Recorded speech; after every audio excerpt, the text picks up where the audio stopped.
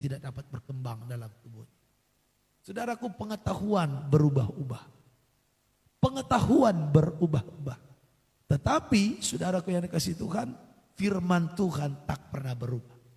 Makanya sejak ada COVID-19 dari awal, saya katakan Tuhanku lebih hebat dari COVID.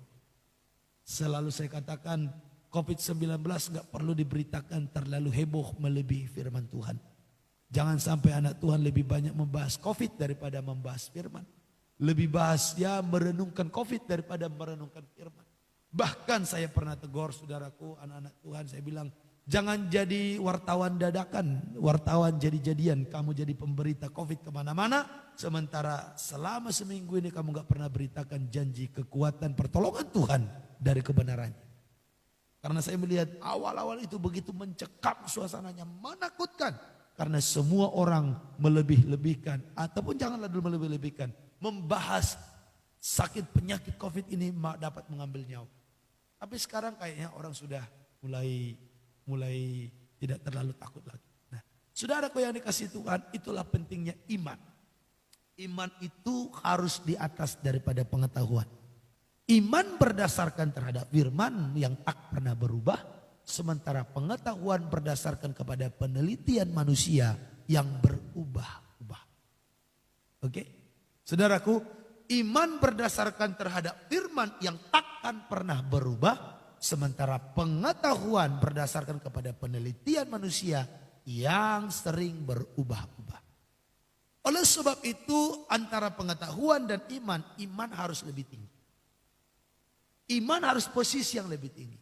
Ketika kita diperhadapkan suatu masalah di mana secara ilmu pengetahuan sudah tidak mungkin lagi dapat diselesaikan, maka iman berkata bagi Allah tidak ada yang mustahil. Ketika penyakitmu menurut ilmu pengetahuan kedokteran sudah akan memvonis hidupmu hanya 3 bulan, maka firman berkata yang mati sekalipun dapat dibangkitkan di dalam nama Tuhan Yesus Kristus. Ketika persoalan kita saudaraku secara ilmu pengetahuan sudah tidak mampu diselesaikan, di situ iman harus bekerja. Bagi Allah tidak ada yang mustahil. Ada amin saudaraku. Secara ilmu pengetahuan prediksi ekonomi, ke depan ekonomi akan semakin susah, ke depan ekonomi semakin hancur, semakin terpuruk. Kenapa? Karena pandemi ini. Itu pengetahuan. Tapi firman berkata, Allahku akan mencukupkan segala keperluanmu menurut kekayaan dan kemuliaannya. Ada amin. Haleluya. Itu iman kita. Dan firman itu tidak akan pernah berubah. Dan firman itu bukan hanya sekedar tidak berubah, tapi memang nyata kuasa di dalam janji kebenaran firman itu. Haleluya. Amin. Jadi bukan hanya sekedar cerita, ya memang gak berubah Pak. Tapi kalau gak ada kuasanya macam mana? Nah kalau begitu memang gak ada artinya. Tapi firman ini janji Tuhan yang ada di Alkitab kita. Yang kita imani, yang kita percayai. Itu nyata kuasanya. Saudara sudah mendengar berbagai kesaksian lewat pelayanan Mesbah Doa. Hanya di dalam menyembah dan menyebut nama Tuhan Yesus Kristus. Berbagai kesembuhan terjadi. Berbagai kelepasan terjadi. Termasuk dalam dunia usaha. Ada orang yang semakin diberkati setelah dia mengikuti Mesbah Doa ini. Ada orang yang menjadi usahanya dapat berjalan dengan baik setelah dia mengikuti Mesbah Doa ini. Tadinya dia berpikir, Pak udah gak mungkin usahaku saya lanjutkan. Saya udah mau tutup. Saya bilang tunggu dulu, bangun Mesbah Doa minimal 1 jam sehari. Dan sekarang Pak Pendeta, dulu jualan saya ini kalau sudah laku 10 biji per hari, saya bilang itu udah gol, udah berhaleluya saya Pak. Sekarang sudah bisa laku 20-an. Dan 20-an laku rasanya belum gol Pak. Masih pengen yang lebih besar. Iya tapi ya tetap bersyukur kan? Iya tetap bersyukur. Nah saudaraku yang dikasihi Tuhan, iman harus lebih tinggi dari pengetahuan. Iman harus lebih tinggi dari situasi ataupun keadaan. Amin. Secara keadaan, secara situasi, sekarang kita lagi dilanda banyak kesulitan. Susah secara keuangan, susah secara kesehatan, susah secara apa-apa, semua kayaknya susah. Tapi saudaraku yang dikasih Tuhan, jikalau kita sungguh-sungguh beriman kepada Tuhan, bagi orang yang percaya, tak ada yang mustahil. Nah, pagi hari ini saya mau di antara saudara, jangan ada yang gugur imannya. Jangan ada yang menjadi lemah imannya. Beberapa hari yang lalu sudah saya sampaikan, semakin doamu belum dijawab, semakin kita harus percaya, mujizat pasti terjadi. Semakin keadaan situasimu semakin sulit, semakin kamu dan saya harus percaya, mujizat pasti terjadi. Ada amin? Haleluya. Sekali lagi, semakin keadaan situasimu susah dan doamu sepertinya belum dijawab, semakinlah percaya dengan sungguh-sungguh bahwa mujizat pasti terjadi. Itulah teladan iman yang diberikan oleh Bapak Abraham. Walaupun tidak ada dasar untuk berharap, namun Bapak Abraham berharap juga. Kita buka firman Tuhan. Ya. Sebelum nanti kita masuk ke Mazmur. Roma 4 ayat 18. Roma 4 ayat 18. Ya, Roma 4 ayat 18. Sebab sekalipun tidak ada dasar untuk berharap. Sekalipun tidak ada dasar untuk berharap. Namun Abraham berharap juga dan percaya. Perhatikan baik, namun Abraham berharap juga dan Percaya. Saudaraku, sekalipun keadaanmu tidak bisa lagi menjadi alasan untuk berharap. Saudara yang berdoa buat anak mungkin tidak ada lagi alasan untuk punya anak. Tapi kalau kamu mau percaya, tapi kalau kamu masih mau tetap berharap, terus Bahwa ia akan menjadi bapa banyak bangsa, ya, menurut yang telah difirmankan, ya. demikianlah banyaknya nanti keturunanmu. Jikalau saudara masih berpegang kepada janji Tuhan, bagi Allah tidak ada yang mustahil. Dikatakan di ayat 19. Imannya tidak menjadi lemah, Ya, walaupun ia mengetahui bahwa tubuhnya sudah sangat lemah. perhatikan, imannya Bapak Abraham tidak menjadi lemah, walaupun ia mengetahui bahwa Tubuhnya Tubuhnya. sudah sangat lemah. keadaannya sudah semakin sulit, tetapi imannya tidak membuat dia merasa lemah. Karena usianya telah kira-kira 100 tahun dan bahwa rahim Sarah telah tertutup. Iya, kita bahas dulu ini. Imannya Abraham tidak menjadi lemah, padahal tubuhnya sudah sangat lemah. Sudah sangat lemah, bukan hanya lemah. Apa yang membuat dia sudah menjadi sangat lemah? Usianya sudah 100 tahun. Padahal janji Tuhan dia mau punya anak. Logikanya, ilmu pengetahuan manapun, tidak mungkin lagi orang umur 100 tahun punya anak. Apalagi dikatakan istrinya itu rahimnya sudah tertutup. Dia sudah tua, istrinya juga sudah tertutup rahimnya. Bahkan ada ya genetiknya atau selama ini hasil pemeriksaan dia itu mandul. Waktu muda saja istrinya sudah mandul, di hari tuanya rahimnya sudah tertutup. Tetapi keadaan itu, perhatikan Bapak Ibu, keadaan itu, situasi itu tidak membuat Abraham imannya menjadi lemah. Abraham tidak menjadi lemah imannya, tidak menjadi khawatir dia tentang janji Tuhan. Bagi Abraham, kalau Tuhan sudah berjanji, Tuhan pasti menggenapi. Mau dia usia muda, mau dia usia tua, bahkan sekalipun sudah mati, Abraham percaya Tuhan mampu menghidupkan kembali.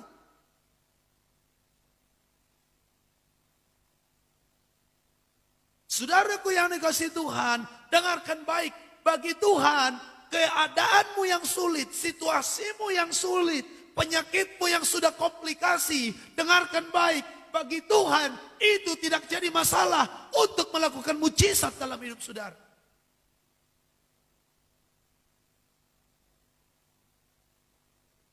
Usahamu yang bangkrut, Uangmu yang sudah dibawa lari sama orang kamu ditipu. Semua itu tidak dapat membatasi kuasa Tuhan untuk memulihkan keadaan. Walaupun keadaanmu susah, walaupun situasimu sulit, tidak ada jalan keluar secara logika, tertutup sudah. Apalagi di masa pandemi begini, mana mungkin bisa Tuhan pulihkan secara keuangan lagi. Itu pikiranmu, itu situasi dunia, itu pengetahuan. Tapi dengar baik, di atas pengetahuan masih ada iman yang berkata, bagi Allah tidak ada yang mustahil, dan bagi orang yang percaya tidak ada yang mustahil. Berikan tepuk tangan yang terbaik untuk Tuhan Yesus. Ini penting sebagai orang percaya. Supaya kita jangan jadi khawatir seperti yang beberapa hari yang lalu saya dengar di Jakarta. Ada suami istri pengusaha lompat dari mall, saudaraku. Suaminya lompat pertama kalau tidak salah. Habis itu istrinya ngikut. Mati, saudaraku, lompat bunuh diri. Kenapa? Mungkin dia berpikir, waduh, usaha sudah nggak jalan. Dia siapa tahu mungkin untuk buka usaha itu dia utang dari bank. Dia dikejar dari mana-mana. Tadinya andai kata usaha berjalan mungkin bisa bayar. Tapi sekarang usaha udah tutup, udah nggak jelas, nggak bisa bayar hutang, dikejar dari mana-mana. Dia berpikir, waduh sudah susah, udah nggak ada jalan keluar. Dia ambil jalan pintas bunuh diri. Dan itu jalan pintas masuk neraka. Bukan menyelesaikan masalah. Saudaraku yang dikasih Tuhan, itu sebabnya penting di atas iman, di atas pengetahuan harus ada iman.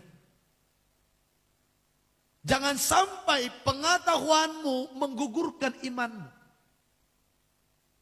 Jangan sampai pendidikanmu, pengetahuanmu, informasi yang kamu kumpulkan dari dunia ini membuat imanmu menjadi gugur, membuat imanmu menjadi lemah. Kita belajar dari Bapak Abraham, walaupun tubuhnya sangat lemah, istrinya sudah berusia kira-kira 100 tahun. Dia sudah berusia 100 tahun, istrinya rahimnya sudah tertutup. Tapi untuk yang namanya iman, percaya kepada firman, Abraham tetap tidak berubah. Ayat yang ke-20. Tetapi terhadap janji Allah, Terhadap janji Allah, ia tidak bimbang ia maksudnya adalah Abraham. Terhadap janji Allah, Abraham tidak bimbang. karena ketidakpercayaan. Abraham tidak membiarkan imannya gugur sekalipun dia sudah usianya tua. Malah ia diperkuat dalam Perhatikan imannya baik, semakin dia tua semakin kuat imannya. dan ia memuliakan Allah. Dan dia semakin mempermuliakan Tuhan. Makanya ini yang saya sebut, semakin doamu lama dijawab, semakin kamu harus percaya Tuhan akan jawab doa. Amin. Wow, semakin penyakitmu komplikasi, kamu harus percaya Tuhan akan menyembuhkan. Wow, ini firman. Sekalipun Abraham sudah semakin tua, istrinya rahimnya sudah tertutup secara keadaan, sudah komplit, udah nggak mungkin punya anak, tapi dia semakin kuat imannya. Haleluya.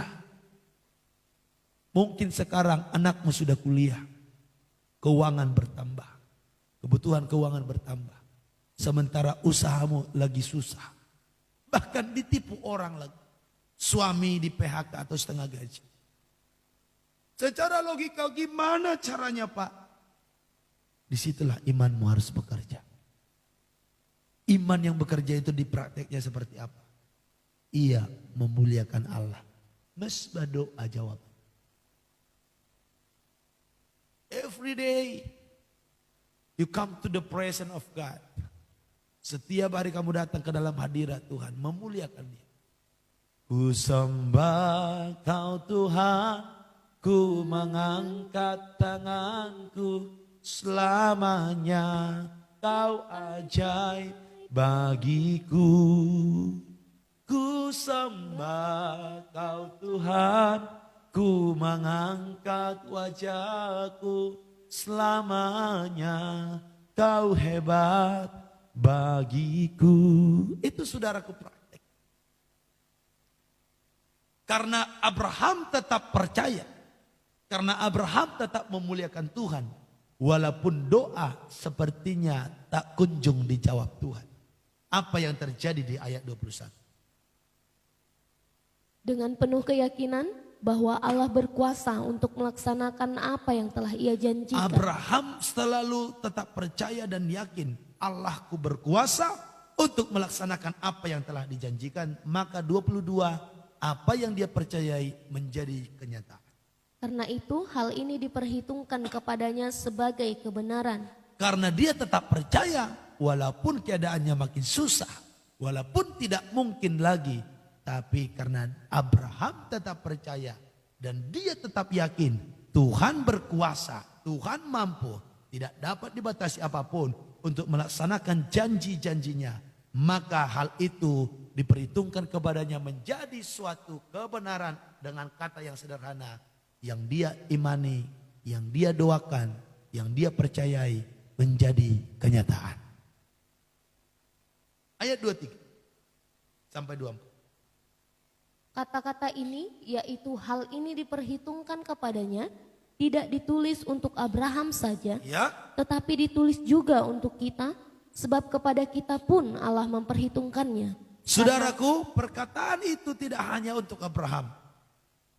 Doa iman menjadi kenyataan bukan hanya diperhitungkan kepada Abraham, tetapi juga diperhitungkan kepada setiap, kepada kita, kepada saudara dan saya. Karena apa?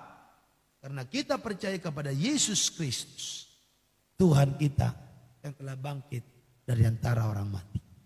Saudaraku, jangan gugur imannya. Jangan gugur iman. Jangan mundur dalam mengikut Tuhan. Sebab ada Allah yang adil.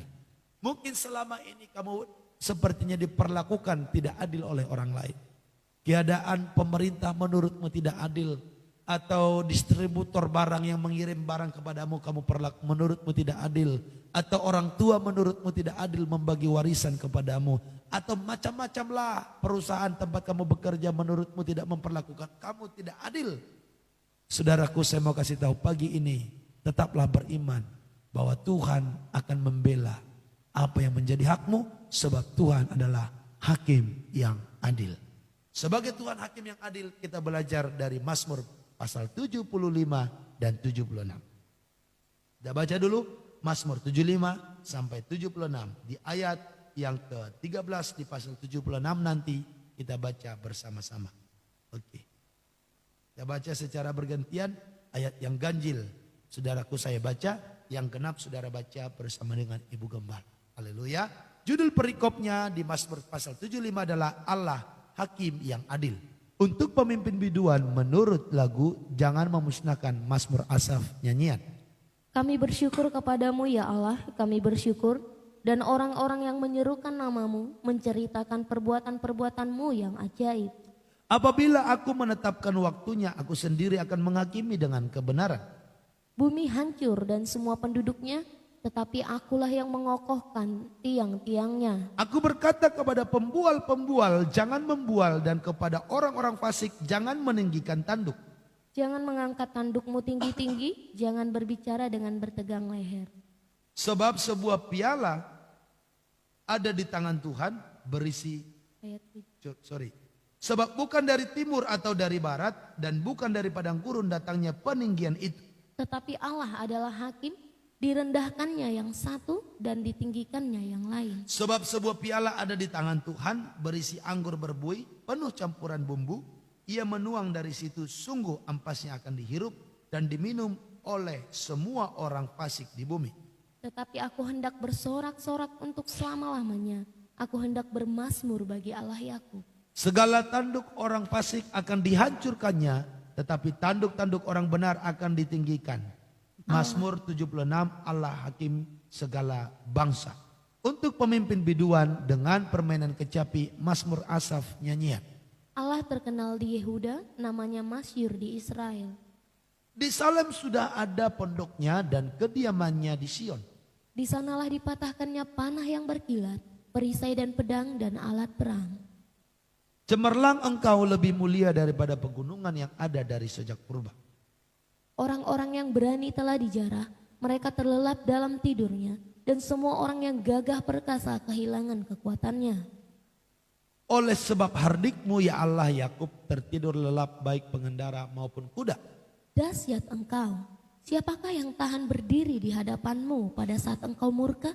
Dari langit engkau memperdengarkan keputusanmu, bumi takut dan tertegun. Pada waktu Allah bangkit untuk memberi penghukuman, untuk menyelamatkan semua yang tertindas di bumi. Sesungguhnya panas hati manusia akan menjadi syukur bagimu, dan sisa panas hati itu akan kau perikat pinggangkan. Bernazarlah dan bayarlah nazarmu itu kepada Tuhan Allahmu.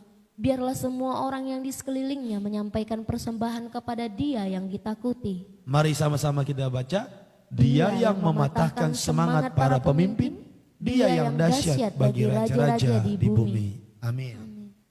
Saudaraku yang dikasihi Tuhan, di dalam beriman ini kita harus yakini bahwa Tuhan itu adalah Allah yang adil, Hakim yang adil. Walaupun kamu mengalami banyak persoalan yang mungkin seringkali menurut kita itu karena ketidakadilan yang dibuat oleh manusia, tidak usah menjadi cemen gitu ya. Tidak usah menjadi gale-gale. Tidak usah menjadi menyerah. Tidak usah menjadi putus asa. Masih ada Tuhan sebagai hakim yang adil. Saudaraku yang dikasihi Tuhan, kalau kita sungguh percaya akan kuasa Tuhan, maka apapun yang menjadi hakmu, Tuhan akan bela. Apapun yang menjadi bagianmu, akan kembali kepadamu. Ada amin, saudaraku? Ketika mungkin sesuatu hilang dari dirimu, bisa saja Tuhan izinkan itu supaya kita mau berpindah ke tempat yang Tuhan mau, sehingga kita menemukan yang jauh lebih besar. Contoh, ada orang mungkin tadinya bekerja di suatu perusahaan, gajinya itu gaji UMR, saudaraku. Dengan gaji UMR ini dia merasa nyaman. Lalu dia nggak merasa butuh lagi untuk ya melakukan sesuatu terobosan. Tahu-taunya tiba-tiba dia kena PHK. Karena dia kena PHK, dia bingung cari kerja kemana. Cari kerja ke sana sini tidak ada hasil. Lalu saudaraku akhirnya dia berpikir, udahlah mending saya buka usaha jualan aja. Kecil-kecil juga nggak apa-apa lah. Dia buka usaha jualan kecil-kecil. Tahu-taunya dalam usahanya yang kecil itu makin laris, makin banyak pelanggan, makin besar. Sampai pada akhirnya keuntungan yang dia dapat bisa 3 kali atau 5 kali lipat daripada gajinya waktu bekerja di perusahaan. Saya sering dengar kesaksian seperti itu. Saudaraku yang dikasihi Tuhan, seringkali Tuhan izinkan sesuatu yang tadinya kita pegang erat, Tuhan izinkan hilang untuk memberikan sesuatu yang jauh lebih besar terhadap kita. Oleh sebab itu, percayai di atas hidup kita ini, dalam iman kita harus kita yakin ada Allah sebagai hakim yang adil. Yang akan mengadili setiap hidup manusia. Mengembalikan apa yang menjadi hak seseorang dan membalaskan apa yang menjadi akibat dari perbuatan jahat seseorang. Nah, saudaraku perhatikan baik di ayat yang ke-6. Dari ayat yang ke-5 kita belajar dulu. Mazmur 75 ayat yang ke-5. Aku berkata kepada pembual-pembual, Ya. jangan membual, dan kepada orang-orang fasik, jangan meninggikan tanduk. Sampai ayat 6 coba baca. Jangan mengangkat tandukmu tinggi-tinggi, jangan berbicara dengan bertegang leher. Saudaraku yang dikasihi Tuhan, diingatkan di sini kepada pembual-pembual atau kepada orang-orang fasik, jangan meninggikan diri.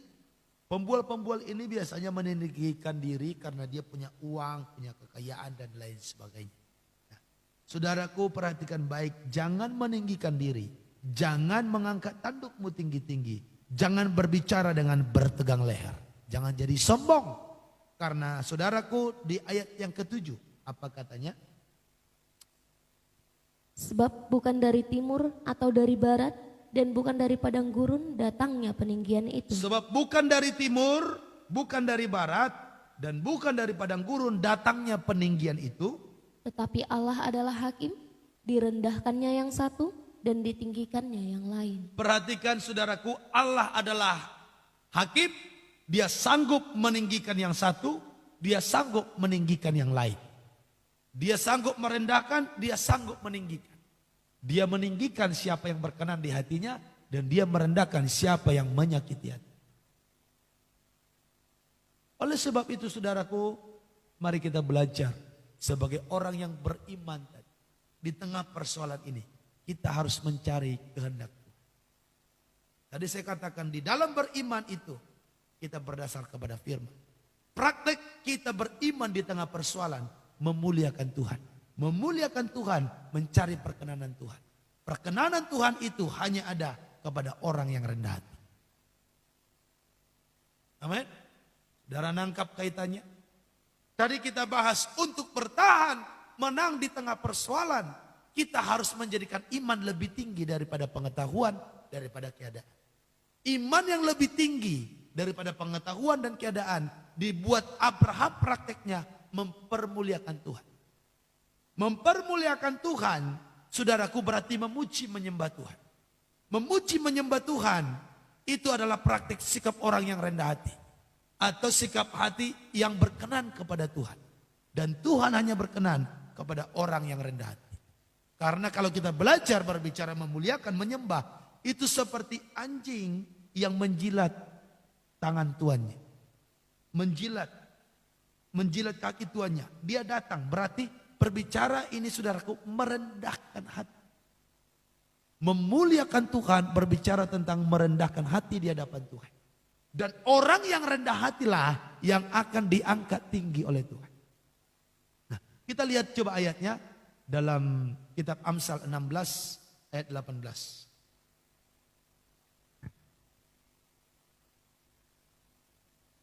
Kecongkakan mendahului kehancuran, Ya. dan tinggi hati mendahului kejatuhan. Saudaraku, kalau kita congkak, kalau seseorang menjadi congkak, mau sehebat apapun dia tinggal tunggu waktu dia hancur.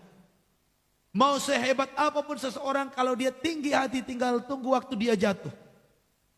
Ayat Amsal 18 ayat 12 coba kita baca. Tinggi hati mendahului kehancuran, tetapi kerendahan hati mendahului kehormatan. Coba sekali lagi baca. Tinggi hati mendahului kehancuran, tetapi kerendahan hati mendahului kehormatan. Kerendahan hati mendahului Kehormatan. Saudaraku, kalau kita mau rendah hati, kita menjadi terhormat. Amin. Amin. Coba sekali lagi baca dengan pelan. Tinggi hati mendahului kehancuran, tetapi kerendahan hati mendahului kehormatan. Saudaraku yang dikasihi Tuhan, kalau kamu dan saya mau terhormat, kalau kamu dan saya mau terhormat, rendah hati. Orang yang rendah hati prakteknya juga memuliakan Tuhan. Pujian penyembahan membangun mesbah. Dan kalau kita baca Amsal 22 ayat 4, bukan hanya kehormatan, tapi juga kekayaan dan kehidupan diberikan Tuhan kepada orang yang rendah hati. Ayat Amsal 22 ayat 4. Ganjaran kerendahan hati Perhatikan ganjaran kerendahan hati dan takut akan Tuhan dan takut akan Tuhan. adalah kekayaan. Apa? Kekayaan. Apa saudara? Kekayaan. Kekayaan, Kehormatan. kehormatan, Dan kehidupan. dan kehidupan. Bukankah dalam hidup ini semua orang melakukan apa saja demi untuk kaya, hormat dan hidup? Dia kerja mati-matian saudaraku, pergi sebelum matahari terbit, pulang setelah matahari sudah lama terbenam. Tujuannya supaya dapat hidup. Tujuannya supaya apa? Menjadi kaya. Tujuannya supaya apa? Menjadi terhormat. Sementara firman Tuhan mengajarkan kekayaan, kehormatan, kehidupan diberikan Tuhan kepada orang yang rendah hati dan takut akan Dia. Tuhan akan berdiri sebagai hakim yang adil, memberikan kekayaan, kehormatan dan kehidupan itu kepada setiap orang yang rendah hati, yang memuliakan Dia, yang takut akan Tuhan.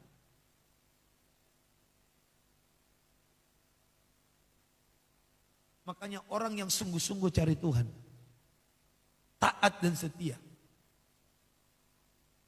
Aku yakin hidupnya tidak mungkin melarat.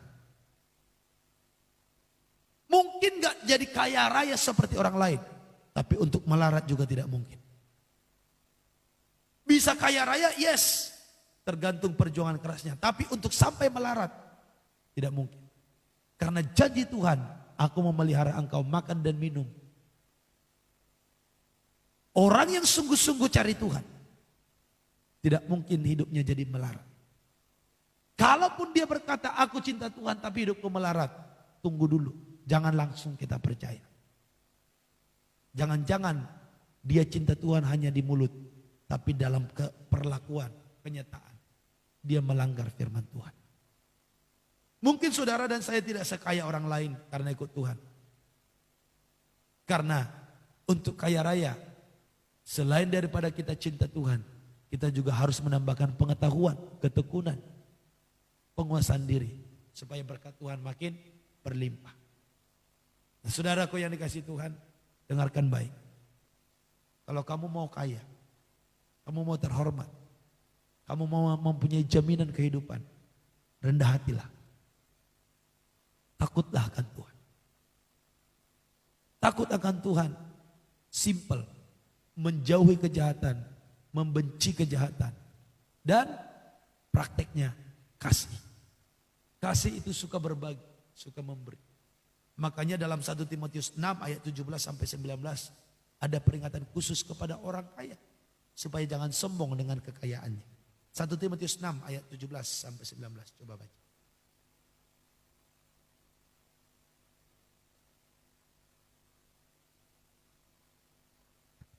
Peringatkanlah kepada orang-orang kaya di dunia ini. Peringatkanlah kepada orang-orang kaya di dunia ini. Agar mereka jangan tinggi hati. Agar mereka jangan tinggi hati. Stop dulu. Saudaraku dikatakan tadi tinggi hati mendahului kehancuran. Kecongkakan mendahului kejatuhan. Dan seringkali orang karena kaya menjadi tinggi hati. Walaupun ada juga orang masih miskin sudah tinggi hati. Dan orang yang tinggi hati dan orang kaya di dunia yang tinggi hati harus diperingatkan. Atau kalaupun tidak tinggi hati, diperingatkan supaya jangan sampai tinggi hati. Mungkin saudara bilang, aku enggak tinggi hati Pak, puji Tuhan. Tapi ini memperingatkan supaya jangan sampai tinggi hati. Terus? Dan jangan berharap pada sesuatu yang tak tentu seperti kekayaan. Jangan berharap kepada sesuatu yang tak tentu. Apa itu yang tak tentu? Seperti kekayaan. Kekayaanmu tak tentu. Saudaraku, kekayaan itu tak tentu. Artinya hanya sementara saja. Kekayaanmu tak tentu. Maka jangan berharap terhadap pada kekayaan. Jangan mengandalkan kekayaan. Terus? Melainkan pada Allah yang dalam kekayaannya memberikan kepada kita segala sesuatu untuk dinikmati. Melainkan berharap pada Allah dalam kekayaannya memberikan kepada kita segala sesuatu untuk dinikmati. Nah, saudaraku diingatkan kepada kita yang kaya. Saudara yang kaya. Yang punya berkat lebih daripada orang lain. Jangan tinggi hati. Dan jangan berasa aman karena kamu kaya. Kamu mungkin bisa merasa aman di masa pandemi ini. Karena kamu masih hitung banyak kekayaan. Tunggu dulu, jangan. Karena itu tak tentu. Terus? Peringatkanlah agar mereka itu berbuat baik. Saudaraku, praktek orang kaya yang tidak tinggi hati adalah berbuat baik. Terus? Menjadi kaya dalam kebajikan. Kaya dalam kebajikan. Suka memberi dan membagi. Jadi orang kaya yang benar di hadapan Tuhan itu sukanya memberi, sukanya membagi. Jadi orang yang kaya yang benar di hadapan Tuhan sukanya berbuat baik, suka memberi dan membagi. Bapak Ibu yang sudah kaya, saya mau tanya, sudah suka memberi dan membagi atau belum? Atau jangan-jangan kamu karena kekayaanmu itu jadi sukanya mengambil hak orang lain. Bahkan kamu sengaja membuat dia tidak bisa berdaya dengan kekayaanmu. Supaya apa yang dia miliki, kamu ambil sesuka hati. Kaya yang Tuhan mau adalah kaya dalam kebajikan, kaya berbuat baik, kaya dalam hal suka memberi dan membagi.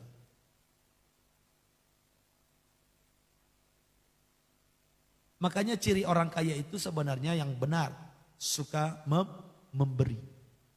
Makanya kita saudaraku yang belum kaya, minimal miliki dulu kesukaan orang kaya. Apa kesukaan orang kaya yang benar? Suka memberi. Makanya orang kalau pelit, susah ini kaya. Kalaupun dia kaya, kaya tinggi hati. Bukan kaya yang seperti yang Tuhan mau. Tapi kalau orang suka memberi, membagi, Tuhan akan percayakan. Saya ada pernah bahas itu. Orang yang memberi sedikit, menuai sedikit. Orang memberi banyak, memberi banyak. Dan saudaraku, ini menjadi persoalan panjang ini. Karena kekayaan orang gampang tinggi hati. Orang gampang sombong, merasa hebat. Bahkan tidak jarang orang kaya pengen ngatur-ngatur di gereja. Karena merasa sudah penyumbang dana terbesar. Pendeta diatur berbuat program A, B, C, dan D.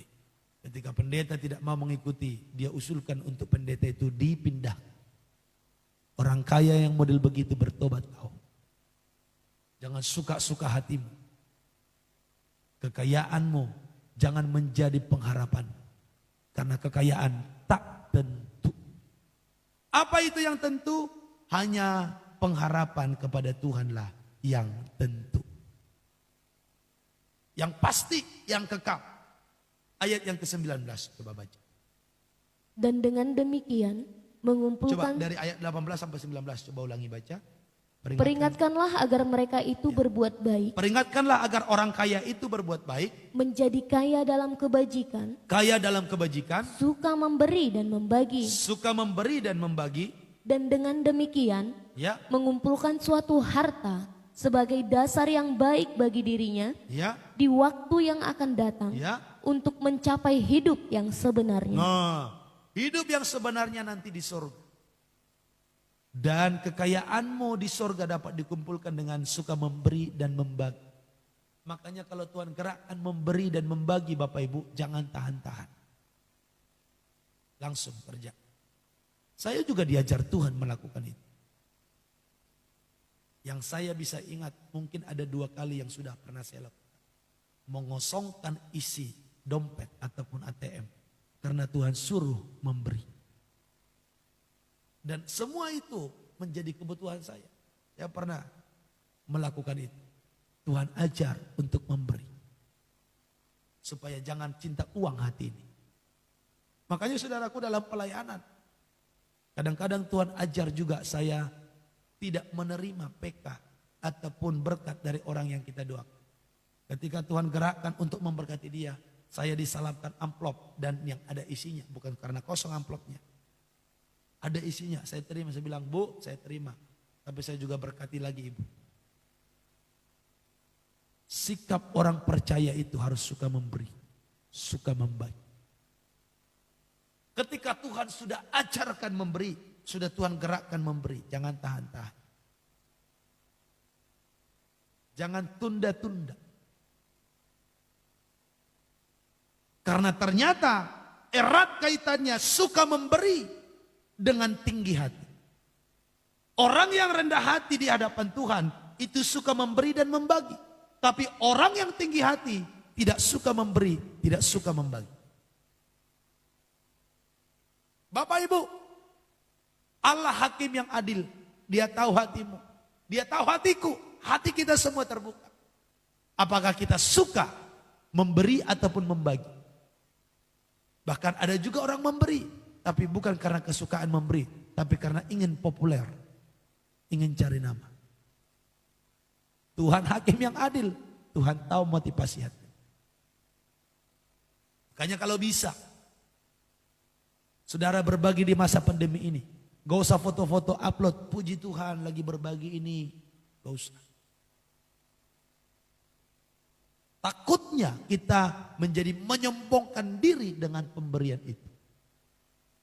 Apalagi yang repotnya kita cuma bagikan, bukan kita yang berkorban. Kita posting-posting.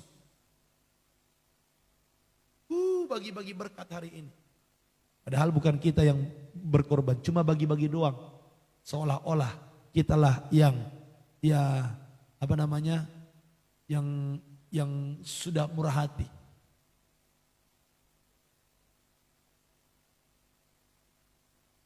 Orang kaya yang tinggi hati tidak suka memberi. Orang kaya yang tinggi hati tidak suka membagi. Saudaraku, mau diberkati Tuhan? Mau jadi orang yang diberkati Tuhan? Jadi rendah hati. Rendah hati itu erat kaitannya dengan suka membagi dan memberi. Karena dikatakan kepada orang kaya supaya jangan tinggi hati, yang harus dia lakukan adalah berbuat baik, kaya dalam kebajikan, suka memberi, suka membagi. Bapak Ibu, saya mau tanya, kamu dan saya sudah suka memberi belum? Sudah suka membagi belum? Atau jangan-jangan mengekang hanya buat diri sendiri? Bahkan hak orang lain pun diusahakan untuk menjadi dia ambil.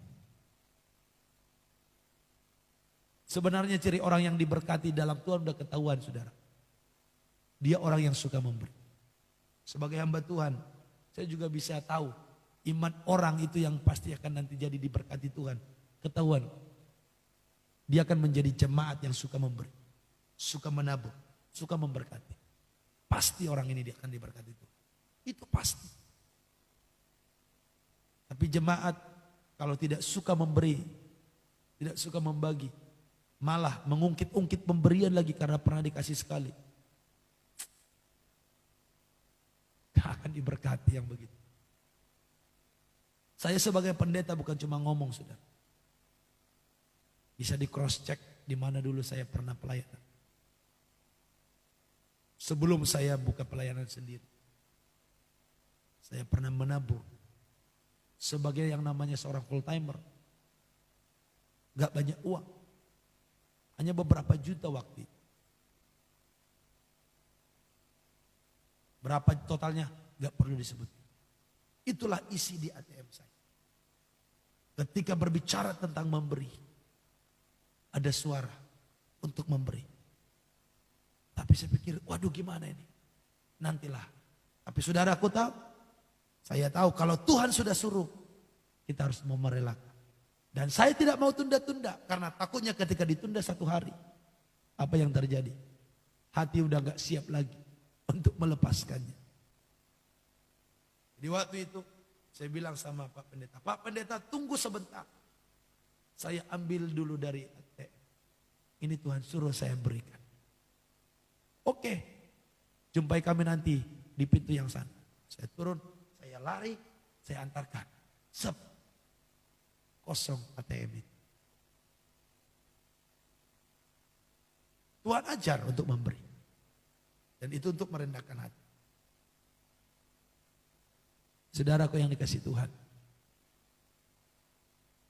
Ganjaran kerendahan hati, kekayaan, kehormatan, dan kehidupan. Kalau mau menikmati segala yang baik itu, praktek dulu menjadi orang yang suka memberi.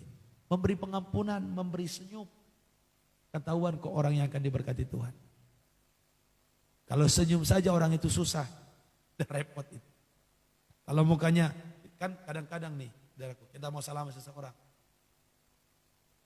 Mukanya cemberutut, gak tahu kita, udah muka gak dikasih bedak, gak dikasih lipstick, dibuat juga dengan buang muka, astaga. Yang model begitu, mau jadi apalah kira-kira. Udah saudaraku gak usah kita berpanjang, cukup sampai di situ dulu ya. Sekarang kita kembali nih ke dalam Mazmur pasal yang ke-75 ayat yang ke-7. Sebab bukan dari timur atau dari barat dan bukan dari padang gurun datangnya peninggian itu, tetapi Allah adalah hakim, direndahkannya yang satu dan ditinggikannya yang lain. Saudaraku yang dikasih Tuhan, Tuhanlah menjadi hakim yang adil, yang mengangkat tinggi seseorang maupun yang merendahkan seseorang. Kita coba lihat satu ayat yang terakhir, Yakobus 4 ayat 10. Yakobus 4 ayat 10. Wow, ini sudah 634 ini. Yakobus 4 ayat 10. Rendahkanlah dirimu di hadapan Tuhan, Rendahkanlah dirimu di hadapan Tuhan dan Ia akan meninggikan kamu. dan Ia akan, Meninggikan kamu. coba sekali lagi. Rendahkanlah dirimu di hadapan Tuhan, dan Ia akan meninggikan kamu. Rendahkanlah dirimu di hadapan Tuhan. Ia akan meninggikan kamu. Di dalam kitab Petrus ada juga dikatakan, rendahkanlah dirimu di bawah tangan Tuhan yang kuat, maka Ia akan meninggikan engkau pada waktunya.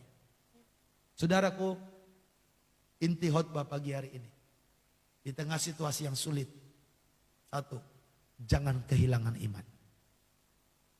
Yang kedua, praktek iman tetap kuat adalah memuliakan Tuhan. Mempercayai firman itu dan memuliakan Tuhan. Praktek memuliakan Tuhan itu adalah merendahkan hati, bukan tinggi hati. Orang yang rendah hati suka menyembah, orang yang rendah hati suka berbagi, suka memberi. Orang yang rendah hati takut akan Tuhan. Kepada orang yang sudah rendah hati dan takut akan Tuhan, Tuhan akan berikan kekayaan, kehormatan, dan kehidupan. Gak perlu kita cari pesugihan, gak perlu kita menipu, gak perlu kita pakai santet orang segala, gak perlu kita buruk-burukkan orang lain, injak orang lain supaya kita naik tinggi, supaya kita diangkat. Gak perlu.